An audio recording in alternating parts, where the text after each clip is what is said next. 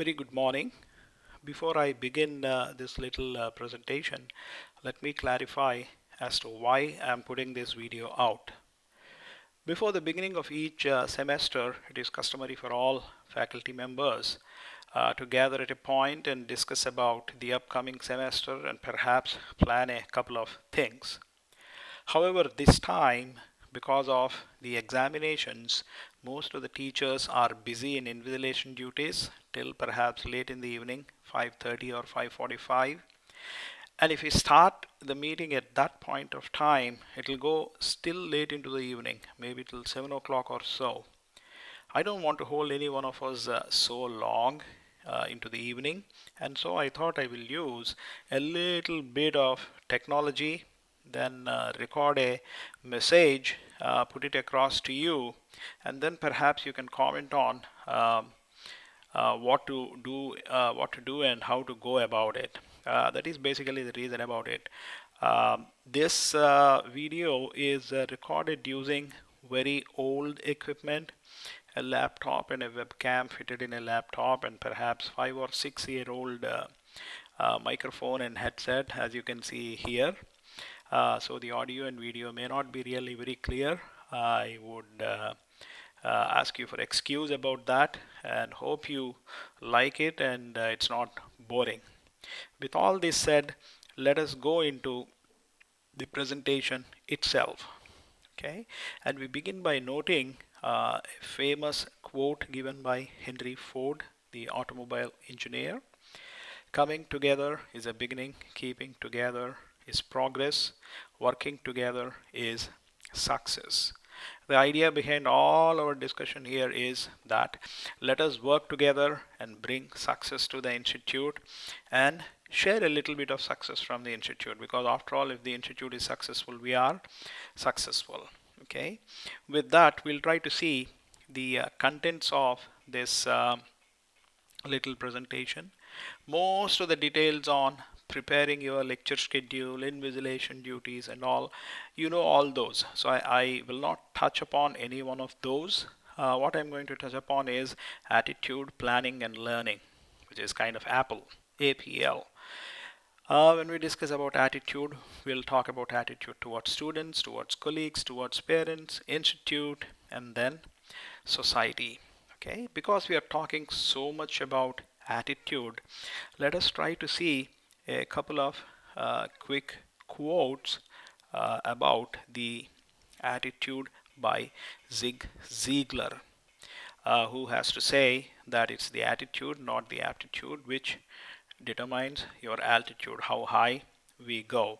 I'll quickly flash through next couple of slides here because it's a video. You can pause it, slow it down carefully, read it.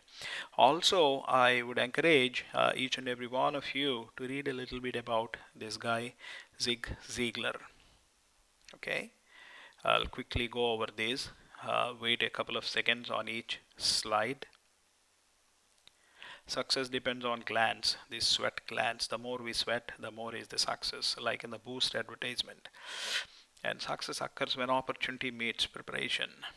And one important pointer, never blame anyone in your life. Never, never blame. There's no point in it. And good things come to those who don't give up. Let us not give up on anything. Let us try and try until we succeed. Okay, we'll begin this presentation with the first topic, that is attitude towards students. We all know that every student has a potential and the teacher is the one who can bring it up. He is the one who can create a lasting impression. It is agreed upon that there are perhaps 5 kinds of attitude that will promote good teacher-student relationship and best teaching learning practice, that is best transfer of knowledge from the teacher to the student. Care and concern, sharing responsibility, accept diversity, individualized instruction, and encouraging creativity. We'll try to look into each one of them perhaps in a little bit detail in the form of do's and don'ts, what to do, what not to do. Let us look at these, each and every one of them. Okay. Care and concern. There is no need for overemphasizing this. A caring teacher is a better teacher. Treat every student with respect. మన తూర్పుగోదావరి జిల్లాలో కానీ రాయలసీమలో కానీ స్టూడెంట్స్ని ఒరే ఏంట్రా ఏం చేస్తున్నావురా ఏంటివే అని పిలిచే అలవాటు కొంచెం ఉంది. Let us stop that. Treat all students with respect which they deserve. Listen to what they say. Okay, let us be patient. Some students are bright, some students are not so bright. We need to be patient with weak learners, and perhaps spare some time every day for one student. Spend 5 minutes every day. Set out 5 minutes where you can catch hold of a student and talk to him on a one-on-one basis. Okay, students really appreciate that. Okay, they feel cared about, they really like. Okay, besides these, let us not subscribe to some practices of humiliating a student. We often tend to shout and yell at a student in public. Okay, a student will never like it. Nobody likes it. Okay, let us not humiliate a student. Never humiliate a student. Never berate a student in public. The cardinal rule is praise in public, criticize in private, and never ever ever use the word hate. Okay, students hate the word hate. They don't at all like it. If you say you hate them for anything, if you say I hate you for not doing homework or whatever, if you use the word hate, people kind of try to get put off. They'll be put off. The second attitude is kind of sharing responsibility. Okay, we need to teach them about responsibility. I know it's the duty of a teacher to summarize what happened in the previous class and perhaps teach them a word or two, and then keeping a daily lecture and helping individually each student. We can share some of these responsibilities in a subtle way, not completely letting your responsibilities off, but you can ask a student to summarize what happened in the previous class in perhaps 2 or 3 minutes. You can also ask a student to share a new word every day. And what is most beautiful, you can ask a couple of students to maintain a diary of lectures, on which date what topic is taught. That is of tremendous use to us. And you may also identify a few bright students and kind of unofficially say they are student helpers. Have them sit with groups of students who are finding it a little bit difficult to solve certain problems, so that these students, they can exchange their ideas. Such peer learning is very important, and it'll ease our strain also. But let us not do it excessively to the extent that the teacher sits at one corner and the students are helping themselves. And then do not let students grade other students' examinations, especially examinations which are counted towards their grade point. Never do that. And do not let students access your attendance register, which contains very important information. I happen to see a couple of faculty members handing over the attendance registers and asking the students to update. That is not at all a good practice. And don't let students engage your class. Having them speak for 2 or 3 minutes, maybe 5 minutes, is okay in a theory class. But leaving the whole class, it's not a good idea at all. Then we need to kind of promote diversity. We have students from Nepal, students from Bihar, students from Afghanistan, Nigeria in our campus. They are all from diverse backgrounds. We need to appreciate that and kind of let them flourish in our campus, because they are coming from a different background. They may not be knowing the culture here For example, the way a student respects a teacher in Nepal may be quite different from what we are accustomed to.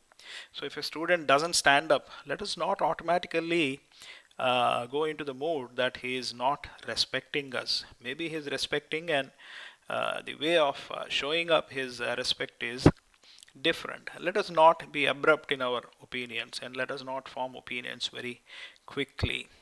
A second way of appreciating diversity is to use examples of their region, maybe examples from Nepal or maybe examples from Bihar or something like that, very gently where possible. Okay, not in a way to ridicule them, and let them share their views also. We may have a bit of wisdom coming from them too. And never, never, never ridicule anyone based on their place of origin. Okay, it is a serious offense. At least I'll consider it as a crime to do that.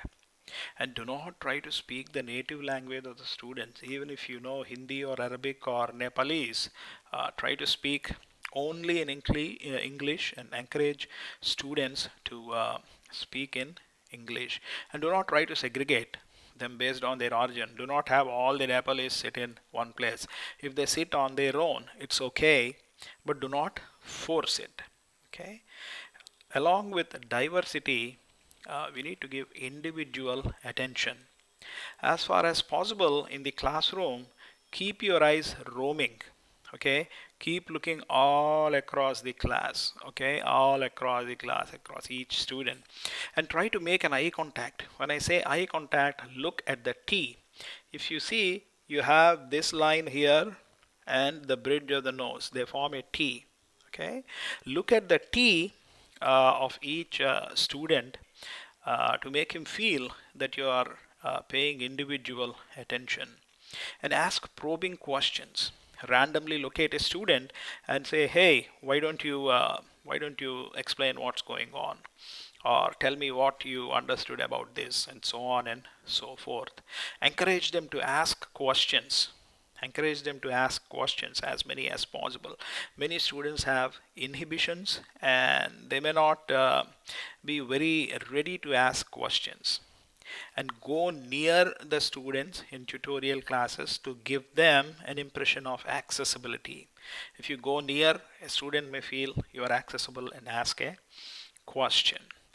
Along with all these, we need to remember, you need to make an eye contact, but do not stare at one student, especially student of opposite gender. They may feel several other connotations. Okay, do not peep over shoulder excessively.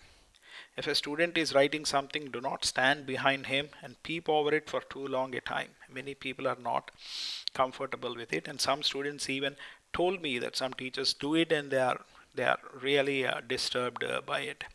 Do not linger near a student for too long, especially the opposite gender. I know and I trust your discretion there.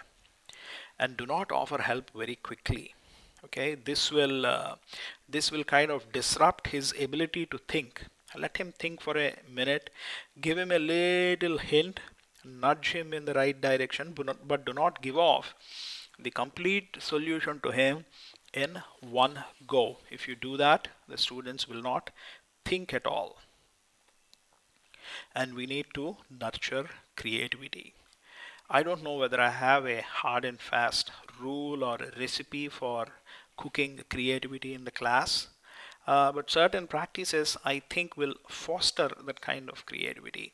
Give day-to-day examples of an automobile or a oscillating fan or about a structure or about a bicycle and so on and so forth.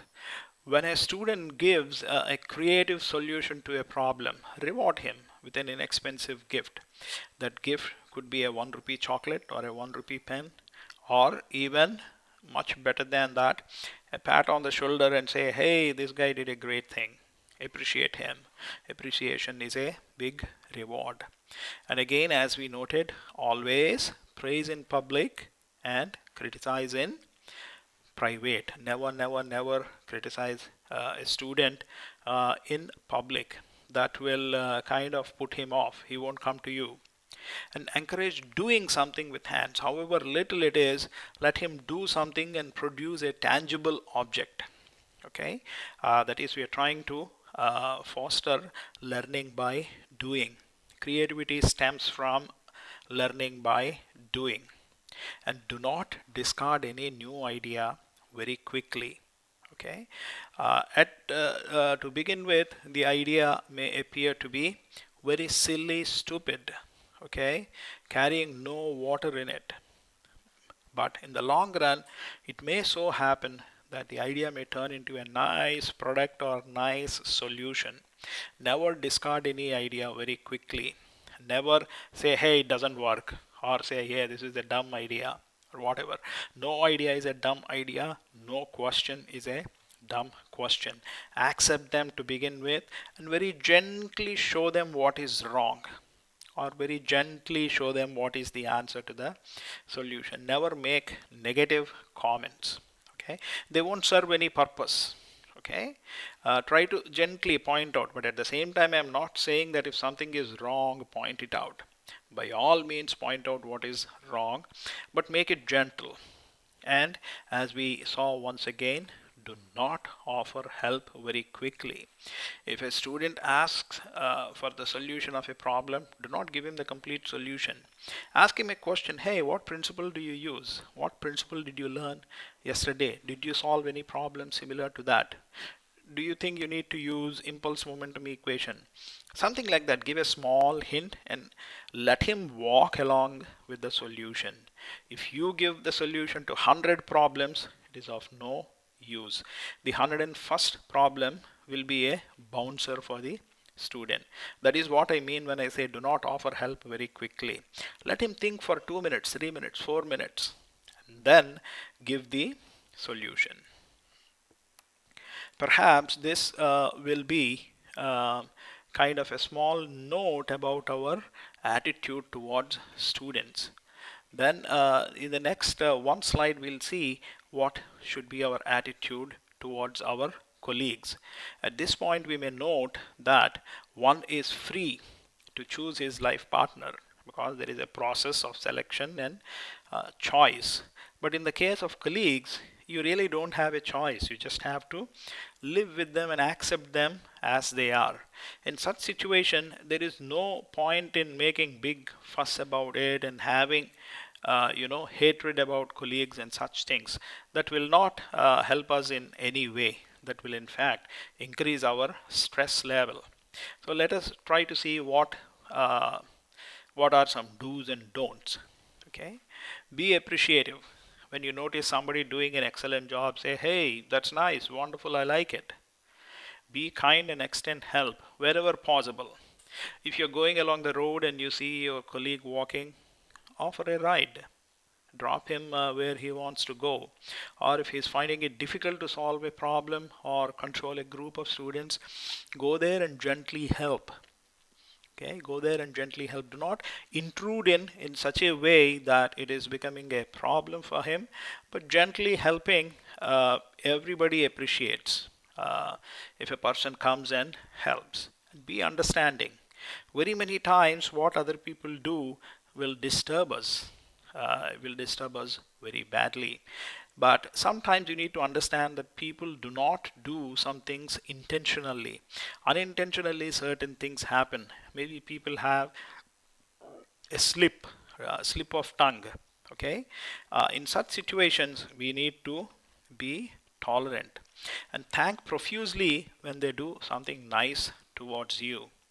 Okay, saying thanks is a beautiful thing that very many times we don't try to practice it. Okay, feeling good things in your heart and not expressing is like wrapping a nice gift and not presenting it. Thank profusely. Point out mistakes, but very gently, with the idea of constructive criticism.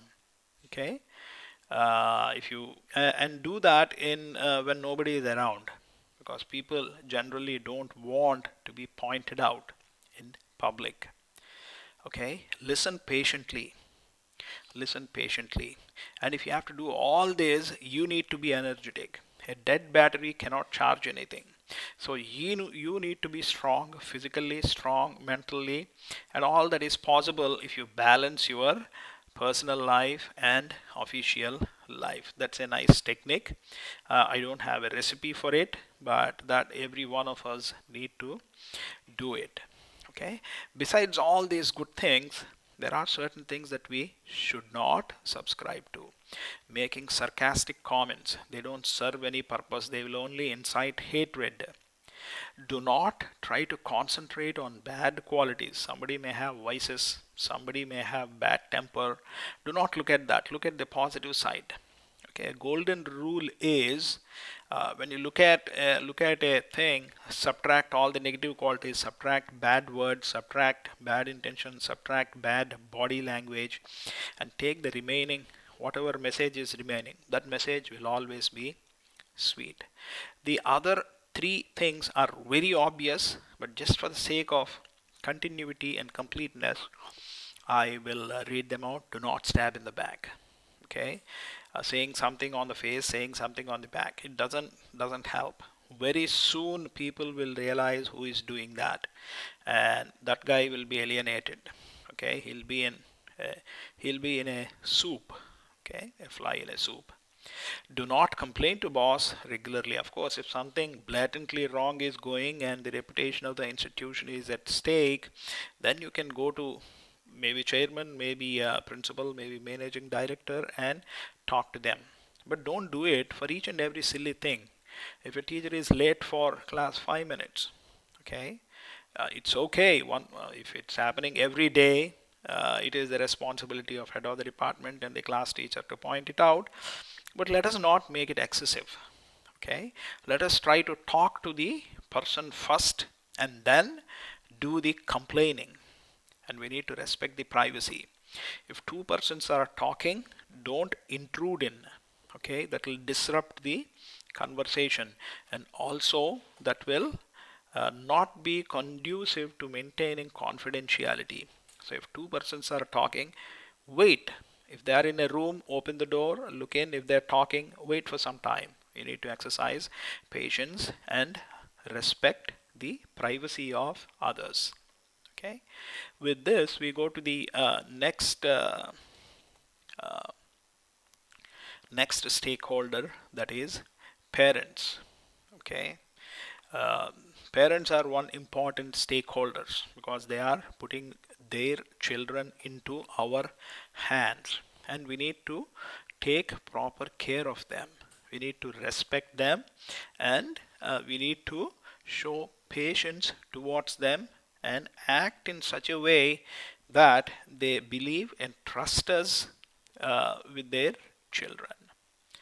Okay, with that, we'll see a few things. Be patient with their ideas.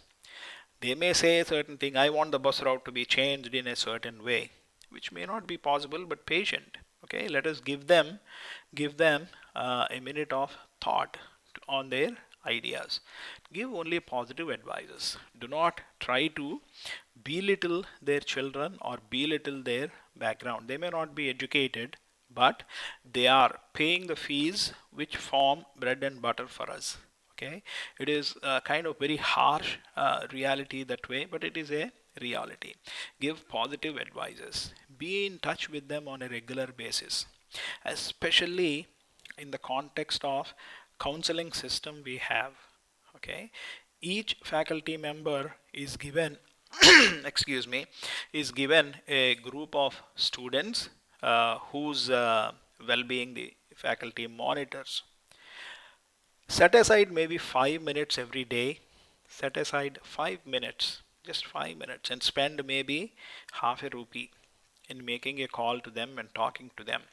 Not only bad and disciplinary issues, but in general. Call them and say, hey, your son did very well on the exam, or your daughter in extracurricular activities sang a beautiful song. They are behaving nicely. Something like that. Give both positive information as well as negative information in a neutral tone. That is very important.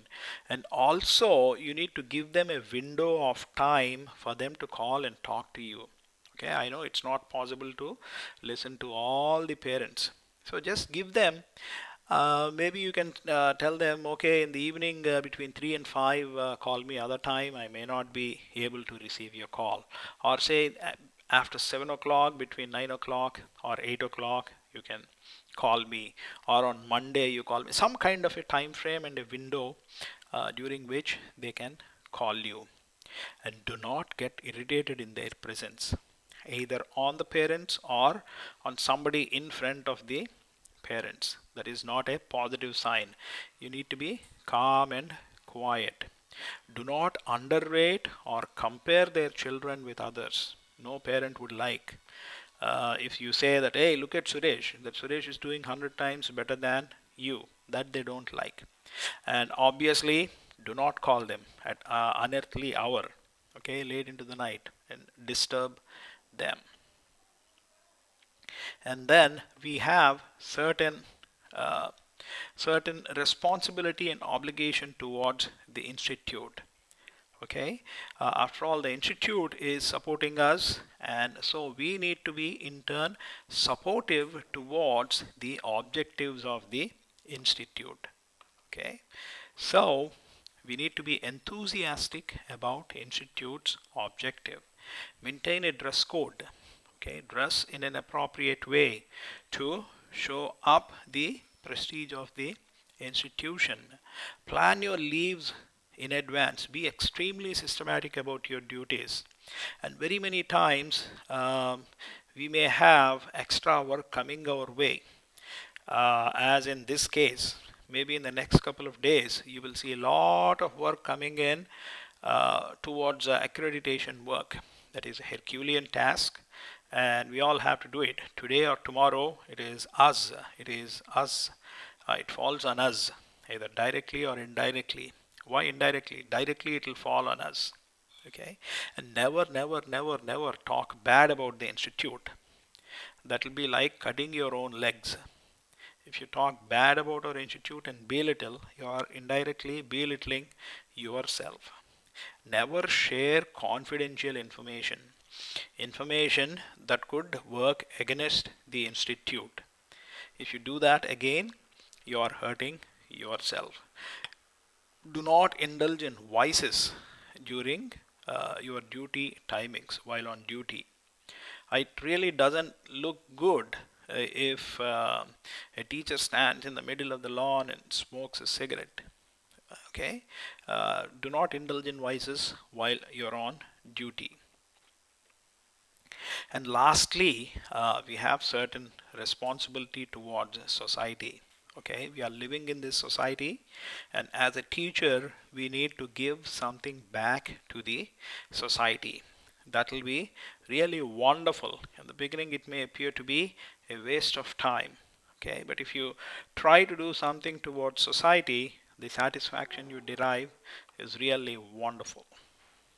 Okay, participate in charitable activities where possible in a little way, less than maybe 5% or 2% of your income. That is sufficient. That is much more than what one can expect. And be a part of the activities of some school, maybe the school to which your kids are going in. There are very many ways in which you can contribute. Let us all do that, and we all need to be role model teacher. I know all these things are very easily said than done.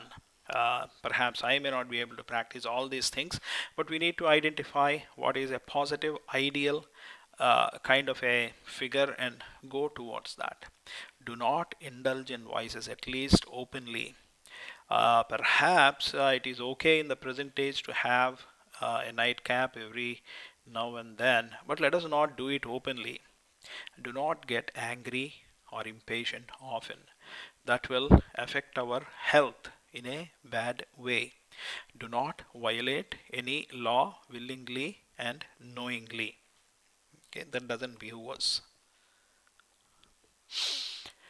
We went through all attitude kind of things, and we'll talk a little bit about planning. And I'm sure all of you plan things well in advance. but just a few pointers, okay, just to keep up with the continuity. Okay, always maintain a diary, okay, and put advanced remarks. If you have a deadline coming up on 10th, put a mark in your diary to indicate that in 3 days you have a deadline, and make it a practice to work backwards. If you know that you need to submit something by, let us say, January 31st, for preparing the document, 3 days. So January 31st, 3 days back, it is 28th.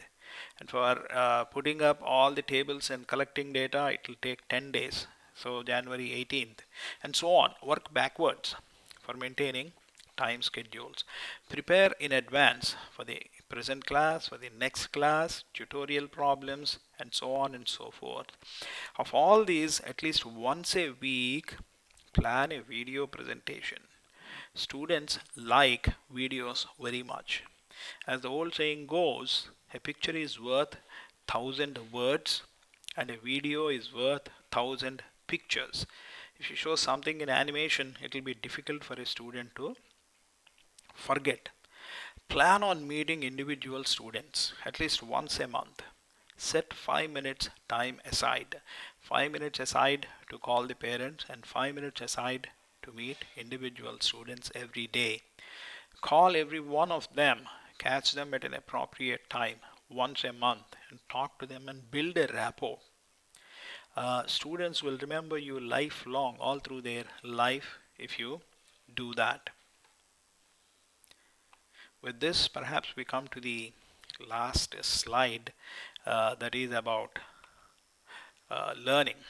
Uh, all the people say a teacher is a lifelong learner. We all need to learn all through our lives. Perhaps the only difference that a newly recruited teacher and a teacher who is working for past 10 years or so is the confidence with which an experienced teacher speaks. He kind of builds wisdom out of all the years of experience. So we need to be continuous learners. We need to learn from students too. We need to watch at least one TEDx talk every week. Search on Google about TEDx. There are beautiful talks. At least listen to at least one talk every week. Okay, read at least one standard publication every month. That will keep you updated about your chosen area of interest. One standard publication, one paper, one technical work. Okay, read at least one standard PhD thesis everywhere. By standard, I mean from a big university. Everywhere, if you can search Google, you can readily find n number of them. And very many people who have already completed their PhD, they think they need not do it. But somehow I feel those who have completed PhD, they need to read at least double, that is 2 PhD theses every year to keep their knowledge abreast. In fact, research begins when your doctoral research ends. Your real research, your contribution, your mark in the field of research begins. Attend at least one faculty development program every year and develop a habit of doing a new thing or learning a new skill as often. It may be using macros in Excel or maintaining a database or a few tips and tricks on Microsoft Word. These will help you in ways that you cannot anticipate. They'll come in very handy, they'll make you very efficient. Besides all this, we are living in a society and we need to know a little bit about the society around us, and that we can know by reading newspapers, at least headlines, to know what is what. So if somebody says something, you can readily either agree or disagree. In general, that will make us more aware, and about society and things that are going around us. That brings us to the end of this presentation. Again, let us realize coming together is a beginning, keeping together is progress, and working together is success. Let us work together towards success. I know we can do it. If we dream, we have ability to do it. Okay, with that I close, and if you have any questions, any comments or suggestions, you can please see me in person, call me, SMS me, or email me. No hesitations at all. Okay, I'm not the type of the person to keep grudges on. I know if I keep grudges on, I won't live long. Okay, I welcome all your comments and suggestions. Thank you very much for holding so long. I hope I didn't bore you with this maybe 35-minute video. Thank you so much, and have a great day. Bye.